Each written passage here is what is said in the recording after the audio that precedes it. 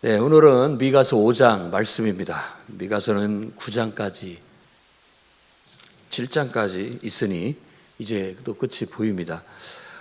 오늘 말씀은 그 2절 말씀 때문에 아주 유명한 장이죠. 미가서 5장 2절 하면 바로 베들레헴에서 메시아, 곧 예수께서 탄생하실 것이라는 예언의 그런 구절로 이제 성탄절만 오면 우리가 이 말씀을 많이 보거나 또 듣거나 암송하거나 하는 구절입니다.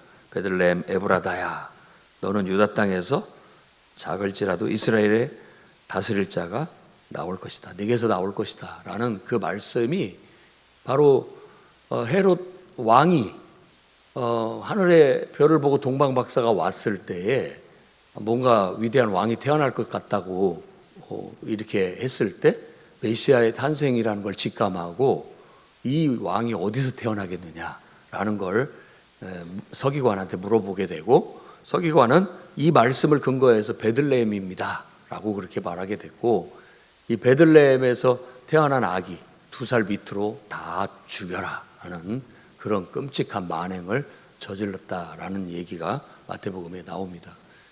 그러니까 이 말씀이 바로 예수님이 베들레헴에서 태어날 것이다 라고 하는 그런 말씀의 예언이라는 걸 알 수 있죠. 그래서 미가서 5장 하면 미가서 5장 2절에 예수님이 베들레헴, 메시아가, 그리스도가 베들레헴에서 태어날 거라고 예언된 그런 말씀이 있다, 이렇게 기억을 하면 되겠습니다. 자, 딸 군대여라고 오늘 말씀을 시작합니다. 보통 딸이라는 은유, 딸은 우리가 이렇게 사랑스럽고 예쁜 이런 의미를 갖죠. 그래서 보통은 이제 어떤 백성, 통치자의 입장에서 봤을 때 백성을 딸이라고 이렇게 은유적으로 말합니다. 왜냐하면 내 백성 하면은 왠지 사랑스럽고 귀한 어떤 그런 존재처럼 여겨지니까 그렇습니다. 그러니까 이런 것들을 은유적으로 이해를 하면 됩니다. 그러니까 이스라엘 백성을 딸로, 그래서 딸 군대여라고 말했을 때는 이스라엘 백성의 군대를 이제 지칭할 때 이렇게 예언자들이 은유적으로 얘기한다는 걸 알 수 있죠. 그래서 너는 떼를 모아라, 그러니까 군대를 소집해라 라고 얘기해. 왜? 지금 적이 침입해 와서 우리를 에워쌌기 때문에 거기에 대항하기 위해서 군대를 소집하게 했던 거예요. 그런데 결국은 그 에워싼 군대에 패배를 당하게 되게 되고, 그 에워쌌던 자들이 승리함으로 말미암아 우리의 통치자, 여기서는 재판관이라고 그렇게 얘기를 했는데, 재판자나 통치자나 이게 번역상의 문제인데 다 다스린다는 의미를 갖고 있기 때문에, 정의를 집행한다 이런 의미를 갖고 있기 때문에 통치자 혹은 다스리다 혹은 뭐 이렇게 재판자라고 그렇게 번역이 가능합니다. 그래서 그가 우리 통치자의 뺨을 때릴 것이다 라고 했는데, 막대기로 뺨을 때린다는 것을 한번 머릿속에 생각해 보면은 막대기로 얼굴을 친다라는 것으로서 멸시와 그런 어떤 의미를 갖고 있습니다. 멸시와 수치. 그래서 이스라엘 왕, 통치자, 지도자의 어떻게 보면 실패, 무기력한 왕의 모습을 보여주고 있는 것이죠. 이 말을 전제하고 그 다음에 2절에 바로 베들레헴 에브라다야, 너는 고을 중에 작을지라도 내게서 다스릴 자, 통치자가 나올 것이다 라고 말하면서, 이 왕은 이상적인 왕이 돼서 그의 근본은 상고고 영원에 있다라고 말합니다. 상고는 아주 먼 옛날, 그러니까 뭐 태초라고도 할 수 있죠. 그래서 옛날 번역에는 이게 개정되기 전에는 태초라는 말을 썼죠. 그러니까 아예 태초, 근원이 거기에 있다라고 말하는 거예요. 그리고 영원이라는 것도 마찬가지, 아주 영원한 오래전, 그러니까 만물이 시작되기 전, 이렇게 함으로써 이 왕은 모든 근원을 하나님께 두고 있다. 그렇게 해서 이 메시아에 대한 예언이라는 걸 알 수 있고, 사람들은 메시아가 이제 이렇게 베들레헴은 다윗의 동네를 말합니다. 다윗이 거기서 태어났기 때문에 다윗의 동네가 베들레헴이에요. 베들레헴이라는 말은 벳은 집이라는 뜻이고 이제 레헴 이것은 빵이라는 뜻을 갖고 있어요. 그래서 빵집 뭐 이런 의미라고 보통 말을 하기도 합니다. 그리고 에브라다야라고 했는데 에브라다도 하나의 지명이기도 하면서 에브라다라는 말과 베들레헴이라는 말은 이게 같이 쓰여요. 그러니까 어떤 이 베들레헴이라고 부르기 전에 그 지역이 에브라다라고 불렸다라고 그렇게 보통 봅니다. 에브라다도 풍성하다라는 그런 의미를 갖고 있습니다. 우리 교회 이름처럼 풍요로운 이런 의미를 갖고 있어요. 에브라다. 그리고 또 이것을 축약해서 성경에서 가끔 나오는 용어가 에브라다를 줄여서 에브랏이라고 그렇게 얘기를 하는 것이죠. 근데 거기는 뭔가 이렇게 빵집처럼 뭔가가 막 이렇게 부유한, 풍성한 이런 의미를 갖고 있어요.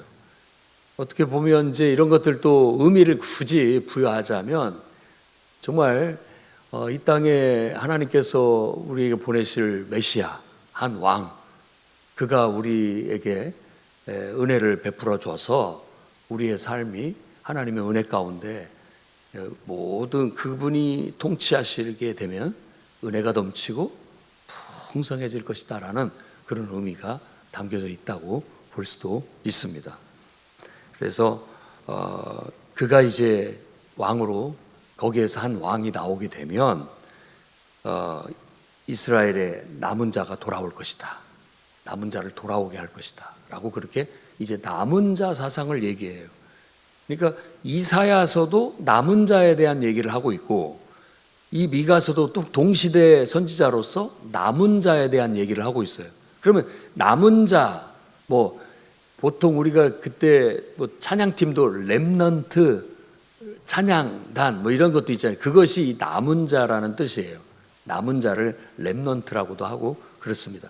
근데 이제 이 남은 자의 이 성경에서의 우리가 알기 쉬운 그 뜻은 뭐냐? 알곡이라는 말이에요. 알곡.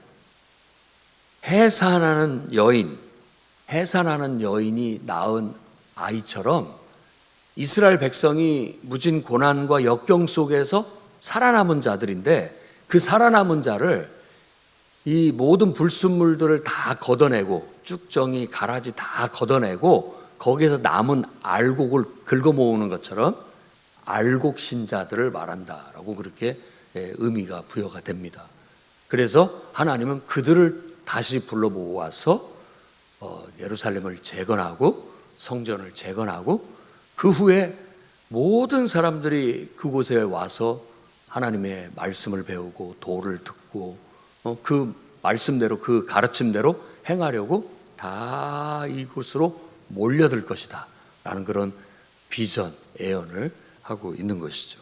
근데 그것이 바로 이 메시아, 하나님이 약속한 이 한 왕, 그 그리스도가 서게 되면 그렇게 될 것이다 라는 걸 말하고 있고 그의 근본은 태초의 상고라고 하는 것은 나중에 보면 그분은 하나님이었다라는 걸 말하고 있다고 볼 수 있습니다.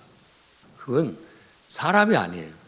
다윗의 혈통으로 태어났지만 사실은 다윗의 혈통으로 태어났을 뿐 그의 근본은 하나님이시다라고 해서 바로 우리가 그리스도를 다윗의 후손이라고만 생각을 했지 이제 유대인들도 다윗의 후손만 기다렸어요. 그런데 그 메시아가 다윗의 혈통으로 왔지만 그는 하나님이 인간이 되어 이 땅에 태어나신 분이다라는 걸 깨닫고 그 메시아를 하나님의 아들이라고 그렇게 고백하게 된 겁니다. 요한복음에서는 도마가 의심 많았던 도마가 예수님의 옆구리에 창자국과 손에 못자국을 보고 그 앞에 무릎을 꿇고 나의 주시며 나의 하나님이십니다 라고 고백했어요. 거기에서 우리가 이 주라는 말을 나의 주인이라는 뜻이 됩니다마는 구약 성경에 여호와, 야훼라고도 하는 여호와 하나님이라고 할 때 이 여호와를 여호와라고 발음을 할 수가 없어요. 그 여호와라는 말이 나오면 주라고 부르는 거예요. 그러니까 주 하나님이십니다라는 말은 여호와 하나님이라는 그런 의미로 나의 주시며 나의 하나님이라고 고백했다고도 해석이 가능합니다. 그러니까 놀라운 고백이죠. 놀라운 고백이죠.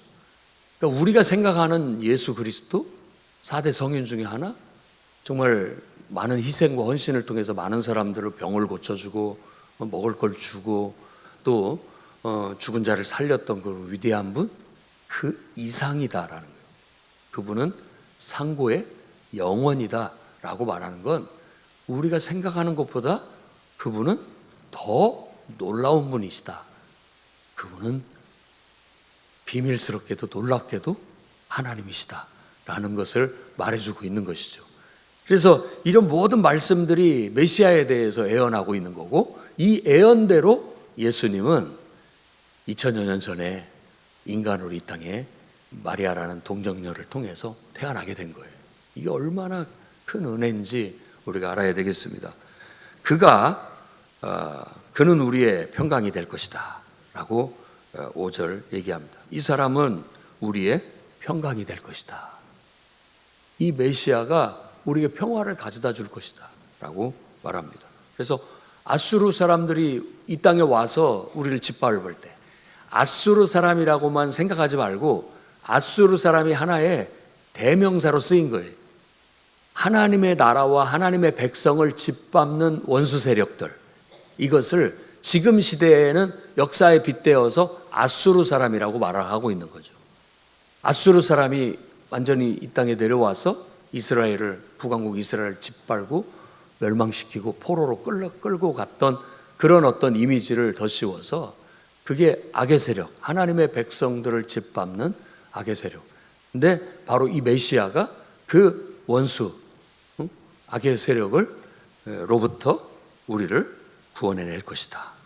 아수르 손에서 건져낼 것이다 라고 말하고 있어요. 그래서 우리는 바로 예수 그리스도께서 이 땅에 오셔서 많은 영혼들 귀신을 쫓아내 주시고 그들 영혼을 구원하시고 눈먼 자를 눈뜨게 해주시고 또 못 움직이는 자들, 중풍병자들을 고쳐서 정상으로 회복시켜 주시고, 이런 모든 일들이 이 땅의 죄악으로 말미암아 우리 인간들에게 내리는 재앙, 저주, 그 저주를 이 메시아께서 걷어내시고 우리에게 참 평안, 평화와 평안을 주시는 그런 분으로 그런 기적들을 행하셨고, 기적 중에 기적은 이렇게 죽은 자를 살리거나 귀신을 쫓아내거나 중풍병자를 살리거나 눈먼 자를 눈뜨게 하는 것이 아니에요. 가장 큰 기적은 그분이 십자가에 죽으신 거예요. 하나님을 한번 생각해 보세요. 능력이 많으신 하나님의 능력을 가진 자가 뭐 병든 자를 고치는 거라든지 죽은 자를 살린 거라든지 귀신을 쫓아내는 건 능력을 행하는 거니까 간단한 거예요. 그런데 그런 능력이 있음에도 불구하고 모든 사람들이 불의하게 정죄하고 모든 죄악들이 다 나를 애워싸서 이 죄악들이 나를 막 달라들어서 나를 죽이는 거예요. 그런데 그걸 다 물리칠 수 있지만 그냥 그걸 받아들여요. 왜? 그 죄악들을 번세를 깨뜨리기 위해서. 그것 때문에 그 죄악들이 달라들어서 내가 죽어야 이 죄악들이 권세를 잊어버리고 소멸될 수 있기 때문에 그는 그 모든 걸 참고 십자가에 죽는 거예요. 그래서 다른 모든 일들보다도 예수 그리스도, 메시아 되신 예수 그리스도에게는 쉬운 일이었지만 십자가에서 꾹 참고 모든 죄악들을 사하기 위해서, 속량하기 위해서 대신 죽으시는 거야말로 그분이 할 수 있는 가장 위대한 기적이었다라고 말할 수 있는 겁니다. 그래서 원수의 손에서 우리를 건져내는 게 뭐 능력이 많으시니까 얼마든지 하실 수 있겠다라고 너무 이렇게 섣불리 생각하면 안 됩니다. 그분은 자신의 모든 걸 내어주고 죄의 권세를 깨뜨리셨습니다. 그리고 그분이 죽으심으로 정말 무덤에 들어갔고 사망의 음부에, 사망의 세계에 들어갔지만 또 그 사망의 권세도 깨뜨리기 위해서 하나님은 사망의 권세를 깨뜨리고 3일 만에 부활하게 하심으로써 우리 모든 인간에게 희망이 되신 거예요. 죄의 권세를 벗겨내셨지, 사망의 권세를 깨뜨리셨지. 그러니까 우리가 예수 그리스도의 뒤만 따르면 돼요. 그분의 그늘 안에만 있으면 그분 안에서 죄의 권세가 깨졌고 사망의 권세가 깨졌으니 이보다 놀라운 승리가 어디 있습니까? 그러려고 이 땅에 낮고 낮은 인간의 모습으로 한 여인의 모태를 통해서 이 땅에 태어나신 분이 바로 예수 그리스도예요. 그러니까 그분이 탄생이 얼마나 우리에게는 경사스러운 일이고 축하할 일이고 기뻐할 일이겠습니까? 이 의미를 모르고 그냥 연말에 쉬는 날이다 해갖고 흥청망청 유흥과 죄악을 저지르면서 지내는 세상 사람들은 완전히 그 날을 모독하고 있는 거나 마찬가지죠. 의미를 모르기 때문에 그러고 사는 거예요. 그러나 그 의미를 안다면 당연히 경건한 마음을 가지고 하나님 앞에 와서 머리 숙여 감사하고 이 땅에 오신 메시아 예수 그리스도를 찬양하고 축하하고 기뻐하는 것이 마땅하지 않겠습니까? 그래서 항상 성탄절을 되면 이 베들레헴에서 메시아가 탄생할 거라는 이 말씀을 인용하곤 합니다. 그래서 이 메시아는 하나님의 능력과 위엄을 의지해서 4절 말씀에 그리고 결국 하나님의 백성들을 알곡들을 다 끌어모을 것이고 그들을 창대하게 하고 그 능력을 땅끝까지 미치게 할 것이다 라는 거예요. 그리고 우리에게 평강을 줄 것이고 그 원수의 손에서 건져낼 것이다 라고 얘기합니다. 그러면서 계속 남은 자에 대한 이야기를 예언합니다. 그래서 7절에서 9절까지 야곱의 남은 자, 하나님 백성 중에 알곡들, 하나님이 거두어 들인 알곡들이라고 말하는 거죠. 그래서 똑같이 이 이미지는 예수 그리스도께서 말씀의 씨앗을 뿌렸고 그 말씀의 씨앗이 자라서 열매가 맺었을 때 그 열매, 알곡을 거두는 것, 추수를 심판이라고 얘기하고 있고 마지막 때 이루어지게 될 예수 그리스도 안에서 하나님을 잘 믿는 알곡 신자들을 긁어 모을 것이다. 온 세상에 땅 이쪽 끝에서 저쪽 끝까지 다 그들을 불러 모을 것이다 라고 말하고 있는 거예요. 다니엘 기도회 때도 신천지에 있다가 나온 사람들 얘기를 들어봤지만 다 모든 성경의 좋은 말들은 다 자기들이라고 갖다 붙이는데 속지 마십시오. 모든 예수 믿는 사람을 다 지칭하는 거예요. 그건 이만희만을 말하는 것이 아니라 하나님을 믿고 하나님 앞에 헌신된 일꾼들을 다 통틀어서 말하는 것이지 그 사람들한테만 다 좋은 것들을 다 갖다 붙여가지고 우러러보고 더 막 위대한 존재처럼 이렇게 생각하는 것 자체가 성경을 왜곡하고 있는 것이고 잘못 해석하는 거예요. 그런데 그런 논리에 빠져들면 그냥 그런갑다 하는 생각이 드는 거예요. 근데 성경을 좀 폭넓게 보지 못하고 몇몇 구절들만 딱 그 구절을 찝어내가지고 그 구절과 연관되는 그 구절을 짜맞춰가지고 이렇게 부각을 시키니까 우리 뇌는 다시 말씀드리지만 인간의 이성이 똑똑한 것 같지만요 취약합니다. 전에 말한 것처럼 바람 앞에 등불처럼 취약해요. 우리는 막 이성이 강하고 의지가 강하고 뭐든지 못할 것 없을 것 같이 얘기하지만 아무것도 아닙니다. 인간은 그저 조금만 어려움이 닥치면 금세 하나님 찾게 되고 연약한 존재입니다. 그리고 그렇게 정의로울 것 같은 사람들도 그 위기 앞에서라든지 또 어떤 이해 득실 관계에 딱 따지면은 금세 그 정의가 어디로 갔는지 사라져 버려요. 금세 바꿔버립니다. 손바닥 뒤집듯이. 취약해요. 그걸 믿으면 안 돼요. 그래서 인간의 판단이라든지 또 인간의 감정이라든지 인간적인 생각을 가지고서 하나님을 온전히 섬길 수 없어요. 우리가 온전히 하나님 앞에 서기 위해서는 말씀에 의지해서 하나님 말씀에 근거해서 정말 하나님의 이 진리의 말씀에 근거해서만 우리는 바로 설 수가 있어요. 그래서 우리의 모든 판단과 결정과 행동은 늘 기도하고 하나님 말씀에 근거해서 판단하고 결정해야 됩니다. 그러니까 어디 가서 묻지도 마십시오. 지금 이제 이렇게 야곱의 남은 자, 그런 정말 믿음 좋은 알곡들을 다 거두어 드리게 될 건데, 그들은 정말 하나님께서 내리는 이슬 같고 담비 같아서 사람을 기다리지 않고 인생을 의지하지 않는다라는 것이, 이게 하나님의 은혜로 말미암아 되기 때문에, 하나님 말씀의 은혜로 말미암아 되기 때문에 사람 의지할 거 없다, 세상 의지할 거 없다, 이런 말을 지금 이렇게 은유적으로 묘사를 하고 있는 거예요. 이게 하나님이 내리는 이슬 같고 하나님이 내리는 담비 같으니까 부족할 것이 없는 거예요. 그러니까 사람을 의지할 것이 없어요.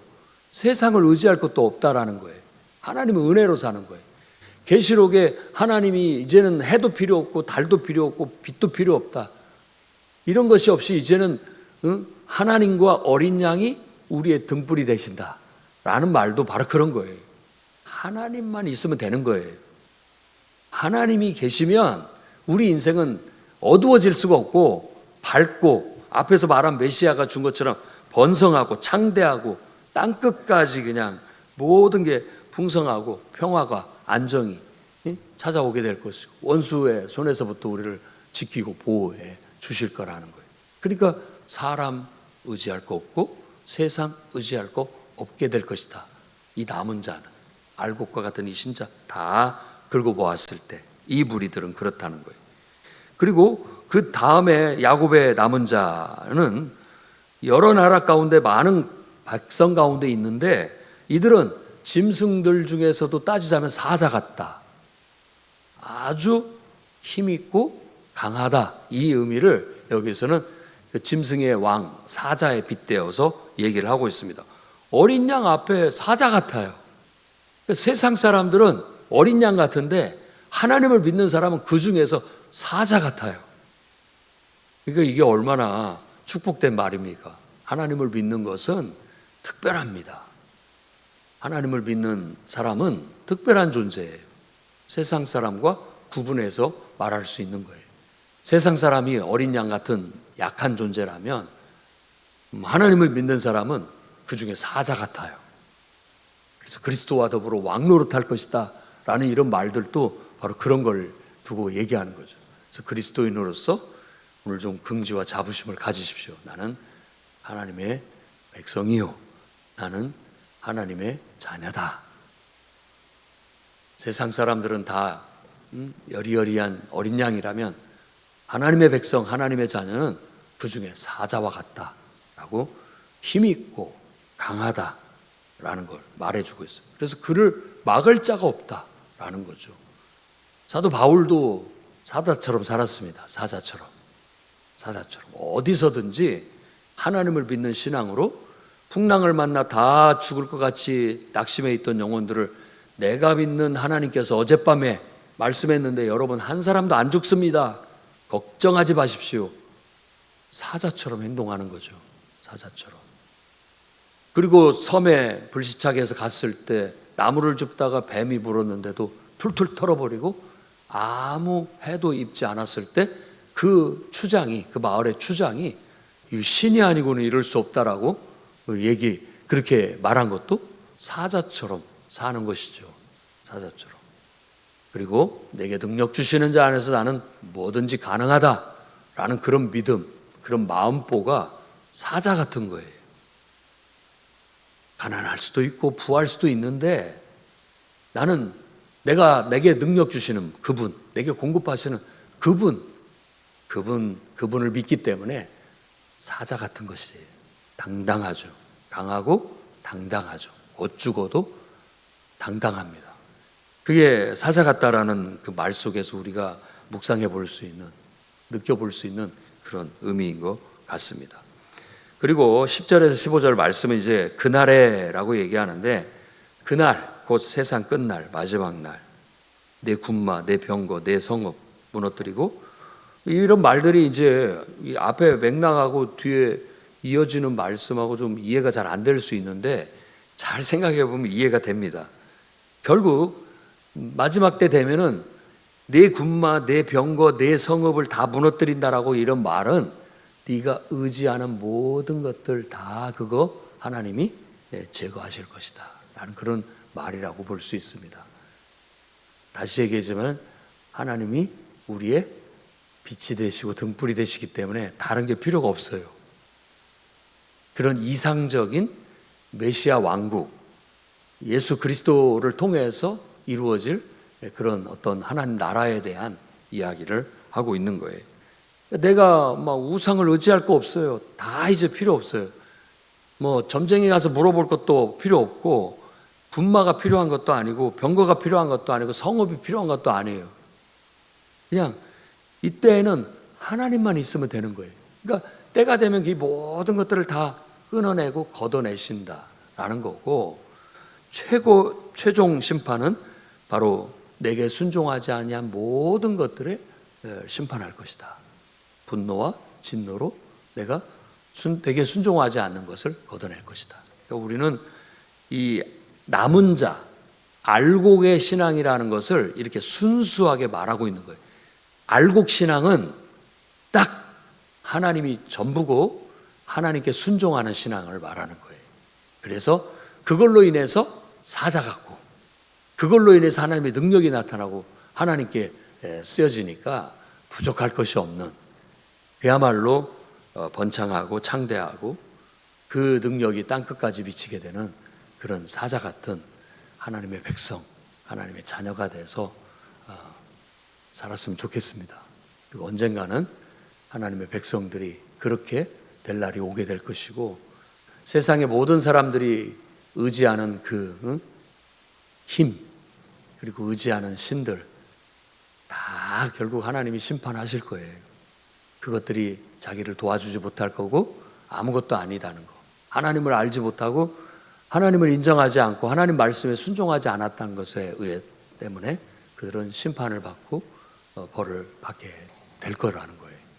그래서 그것이 성경의 가르침이고, 요한계시록에도 요한계시록 버전으로 그렇게 말하고 있다는 걸 우리가 알 수 있습니다.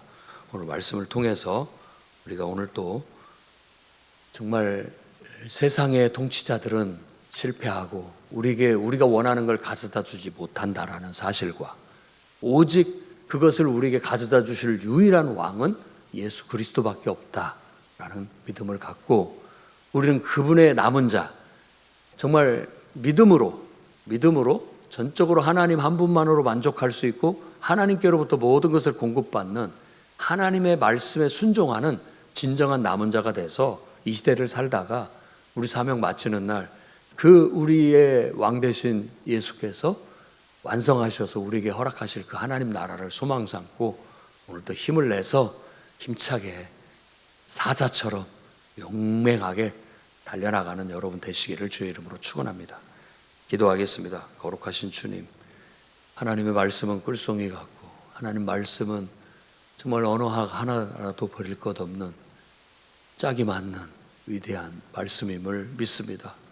이 말씀이 우리의 생명의 양식이 되어 오늘 또 우리 잠든 영혼들이 깨어나게 하시고 죽은 영혼이 살아나게 하시며 낙심한 영혼들이 그 말씀의 양식을 먹고 힘을 얻어서 사자처럼 용맹하게 하나님의 품 안에 있는 알곡들이 될 수 있도록 역사하여 주시옵소서. 예수님 이름으로 기도드립니다.